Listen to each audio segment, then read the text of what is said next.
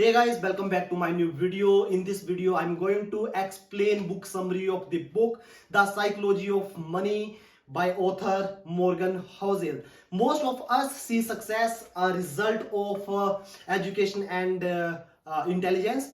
But in the book The Psychology of Money, author Morgan Housel argues that the key to financial success lies in understanding human behavior. So guys, in this video we will learn why people fail to achieve financial success and natural human behavior that can achieve financial goals, and how to create a financial goals that are unique to you.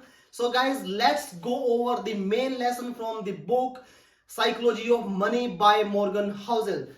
Guys, lesson number 1, do not ignore chance. If we take a look at highly successful people like Bill Gates, we can say that the reason for his massive success in Microsoft was his business savvy and his disciplined work ethics.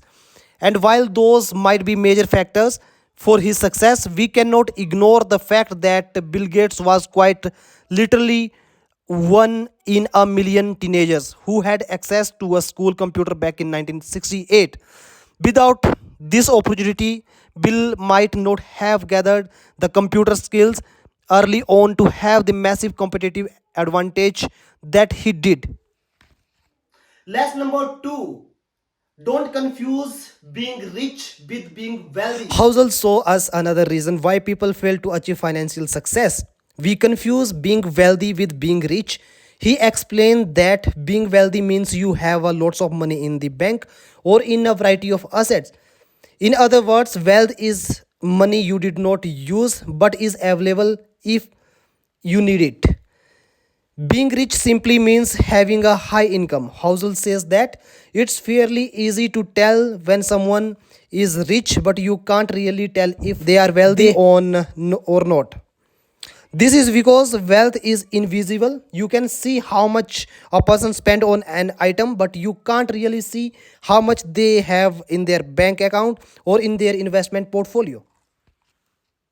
Lesson number 3, understand why you want money. Something interesting that psychologists found was that one of the main key to happiness is having a sense of control. This is one of the biggest motivators to achieve financial success. When you have control over your time, you can choose what you do and when to do it. The key word here is control. When we don't feel control over our lives, we actually rebel against it. This is actually a psychological phenomenon called reactance. This is when our brain try to regain the control we lost or feel we might lose.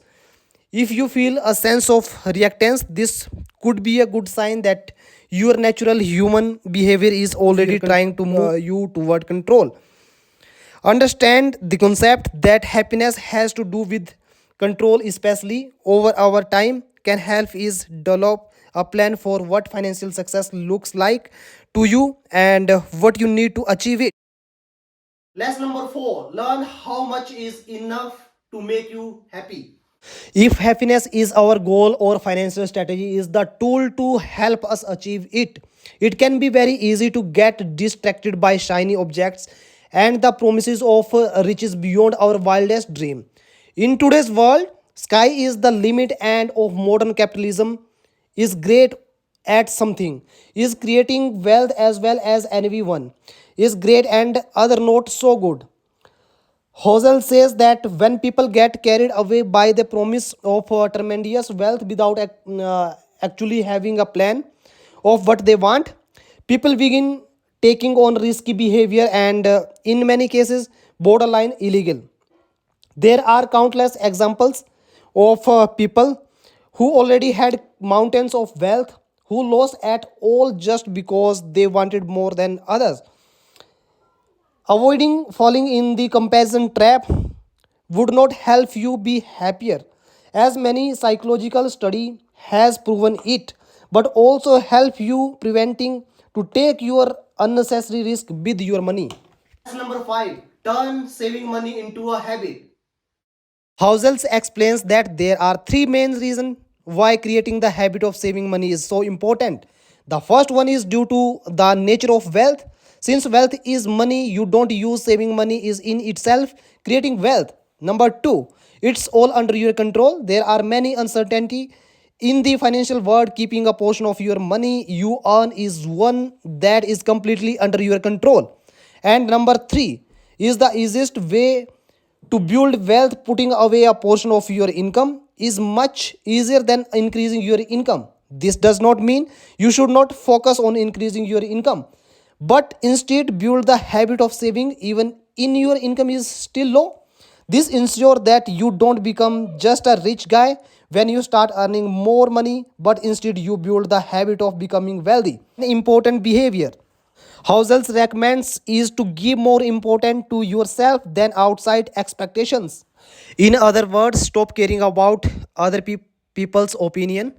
Housel argues that we overspend because we care too much about what other people think of us.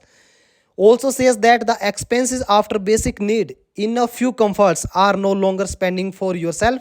You are spending for others, either for their wants or just to prove how much money you have. 6, learn to take advantage of compounded interest is a tool that is talked about a lot in the investment.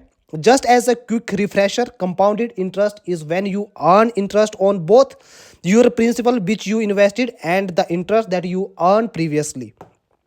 For example, if you have $1,000 invested at a 10% yearly return, you will make $100 in interest earned in the first year. This is added to your principal. Now you have $1,100 in year 2. Your 10% will earn you $110 in year 3. You will earn $121 in year 4. You will earn $133 and so on. And by the way, those $1,000 we invested earlier at the 10% yearly return become over $45,000 in 40 years without you even doing anything. Lesson number 7. Plan for things to go wrong. The final essential element for any good financial strategy is to plan for things to go wrong. By doing this, you allow yourself to stay in the market long enough to reap the benefit of compounding, which is made possible by staying invested for a long period of time. Ozil says that most people are too optimized with their financials and only plan for the best case scenario, which often can be taken down by any unfortunate situation. If your financial plan only work in a narrow range of possibility, you are putting yourself in at a risk. A good financial plan accounts for many things not to go your way and still be useful. There are two major things a good financial plan must have. One, never risk all of your fortune. Housel recommends to invest only portion of your money at any particular time and avoid risking at all. Having a portion of your money and safer investment will allow you to cover for potential losses that investment might have. This means keeping a portion in cash even if it is not earning you anything. By keeping cash, you are able to not lose years or even decades of your wealth. When bad luck hits it, you lose your job in a recession, for example, and you don't have any cash in hand, might be forced to sell stock at a big loss just to get by. This can wipe out years of progress in the market and leave you in a very bad position. Keeping cash around can also allow you to take advantage of bad economic time, which in fact might help you develop your wealth faster. Number 2, never depend on one single factor. It's always a good idea to have backup plan in case battle X strikes. Alright guys, that's it for now. See you in next video. Bye bye.